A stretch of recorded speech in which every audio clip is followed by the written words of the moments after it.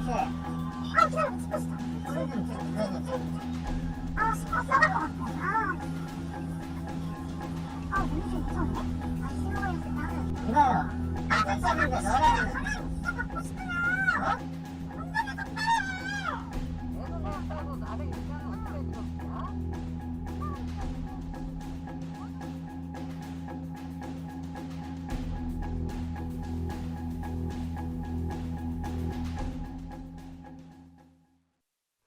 자, 지금 또 잊을만 하면 이런 택시 관련 사건이 나오고 있습니다. 그러니까 승객이 기사에게 폭언을 하거나 또 폭력을 행사하는 그런 경우인데 이번에는 택시 기사가 이 승객이 음악을 굉장히 좀 크게 틀었나 봐요. 그러니까 그 크게 튼 음악을 좀 줄여달라라고 했다가 지금 폭언과 욕설을 들은 그런 상황이잖아요. 네, 영상으로도 이제 음성 변조를 했지만 어느 정도 확인이 가능하시죠. 예. 지금 택시가 운행되고 있는 와중에 승객들이 탑승을 했습니다.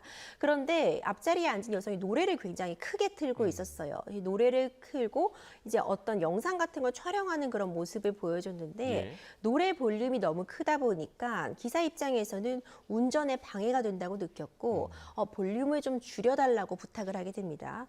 그랬더니 이 승객이 반말로 바로 응수를 하게 돼요. 뭐 기다려봐, 알았어. 심지어 오빠는 조용 쉿. 그러니까 이렇게 반말을 하면서 조롱하는 듯한 이야기를 하게 됩니다. 네, 얼핏 봐도 나이 차이가 좀 나는 그런 승객과 택시 기사 기사에게 관계인 것 오빠라고 같아요. 한 예. 그렇죠. 그러고서는 이제 택시기사가 거듭 지금 줄이지 않았지 않느냐. 운전에 방해가 되니까 줄여달라고 얘기를 하니까 그 말을 듣지 않은 것은 물론이고요. 택시기사에게 뭐 냄새가 난다면서 조롱을 하기에 이르렀습니다. 그래서 결국 택시기사가 이와 관련해서 더 이상 운행하는 것이 불가능하다고 판단을 해서 이제 그 자리에서 내리라고 요구를 했어요. 그랬더니 이제 이번에는 요금을 받으면은 이제 가만두지 않겠다. 이렇게 또 폭언을 일삼았고요.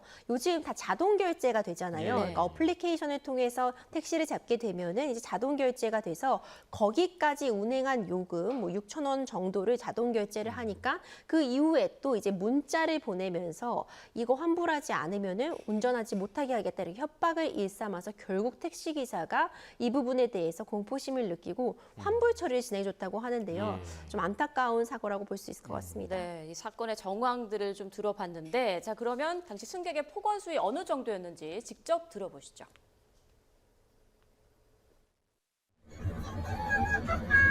노래 좀 들어주세요.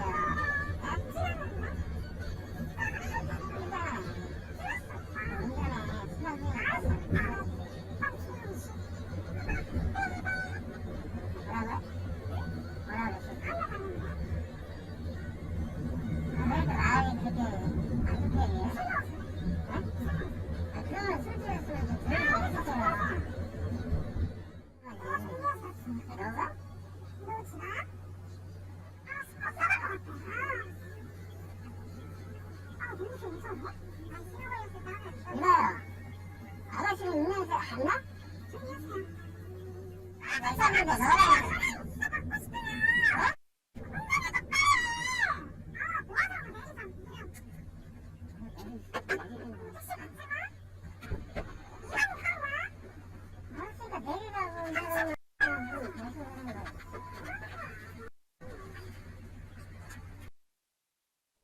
네, 직접 들어보니까 더 황당한데요. 할 말이 없네요. 네, 정말 또 폭언뿐 아니라 말씀하신 것처럼 이제 내린 뒤에 문자 메시지로 기사를 이제 협박을 해서 그 요금을 취소하기도 했는데 이걸 만약 택시 기사가 문제 제기를 하고 문제를 삼는다면 어떤 혐의를 받게 될까요? 그렇죠. 너무 안타깝죠. 이 택시가 우리의 삶에서도 굉장히 중요한 운송수단 중에 하나입니다. 예. 이제 대중교통을 타고 갈 수 없는 그런 곳이라던가 아니면 대중교통의 운행을 멈출 시간에 택시 누구나 타야 되잖아요.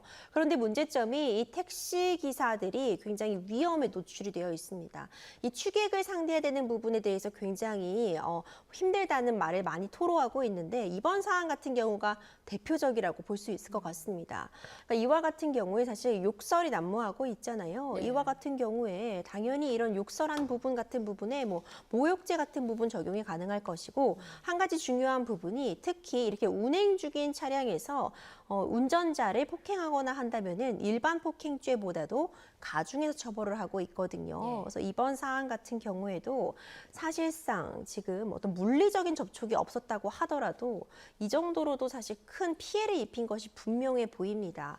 결국 택시기사님이 어떤 공포심, 문자를 보내고 계속해서 이런 식으로 이 요금을 취소하지 않으면은 가만두지 않겠다고 하니까 요금 취소해 주셨는데 너무 안타까운 마음에 이런 제보하셨다고 하고 있어요. 예. 저도 굉장히 안타까운 마음이 들고 이런 행동한다면은 이제 더 이상은 민사적인 배상 책임뿐만 아니라 형사적인 처벌도 가능하다는 점 다시 한번 강조드리고 싶고 운행 중인 차에서 이렇게 난동을 부리거나 폭행을 행사한다면 본인의 안전에도 위협이 됩니다. 예. 뿐만 아니라 운전에 어려움을 겪는다면 다른 차량에게도 다른 보행자들에게도 큰 피해를 끼칠 수 있는 만큼 그렇죠. 이런 행동 절대로 해서는 안 된다는 점 다시 한번 강조드리고 싶습니다. 예, 우리가 늘 이 택시기사 관련 뉴스를 전하면서 어떤 대책이 좀 필요할까 늘 그 고민을 하곤 하는데 이렇게 위험 속에 있는 택시기사들 어떤 대책이 좀 필요할 거라고 좀 보세요? 일단 이런 행동을 하면 안 된다. 강한 처벌이 뒤따른다는 부분에 대해서 어떤 계몽, 교육이 필요한 건 분명한 것 같아요. 예. 그리고 뿐만 아니라